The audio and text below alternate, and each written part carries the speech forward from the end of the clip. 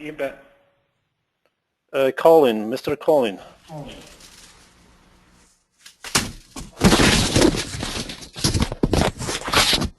Yeah, I'm here. Hi, Colin. Hello? How are you? I'm pretty good. How are you? I'm good. I'm good. Thanks. Nice to hear from you. My question is kind of general. It's about owning foreign property. It could be in the U.S. It could be in Costa Rica or someplace. Sure. Yeah. And this kind of thing. Like, how do you make the link between the two jurisdictions easiest and Yeah, that's a really cleanest good way? question, Colin. And you know, a lot of people are interested, especially in the U.S. stuff. But as you said, it can apply anywhere. Basically, if you're looking at a three-tier, that type of structure, your real estate co or one of the subsidiary companies would need to exist or at least be registered in the jurisdiction where the land is located. So if you've got an Alberta real estate co, it is not alive in BC, Manitoba, Montana, Australia, Costa Rica. It's only alive under Alberta law.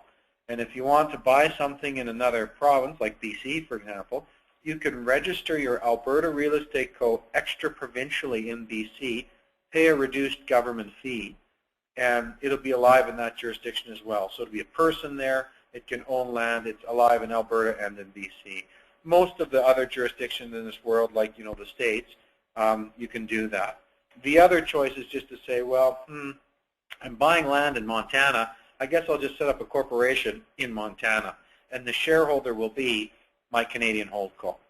And that topic, buying in the States in particular, not to be facetious, but it's a totally different country. It's totally different law. And so you probably deal with a lawyer down there to set it up, perhaps even an accountant.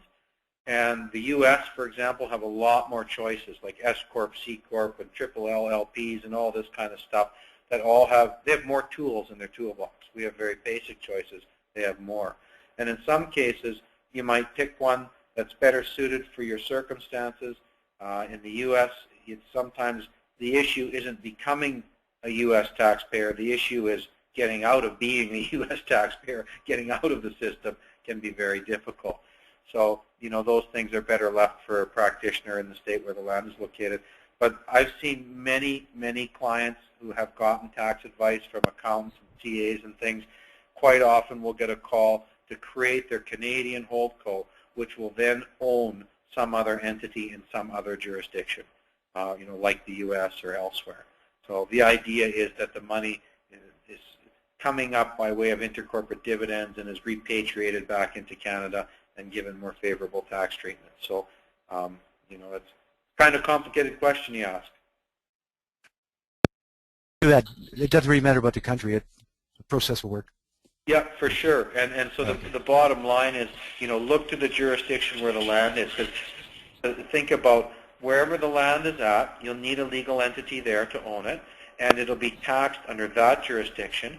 Of course, there could be tax complications or issues here in Canada, and then how those two tax systems meet will also be relevant. So, U.S. is a treaty country, so it's probably happy good.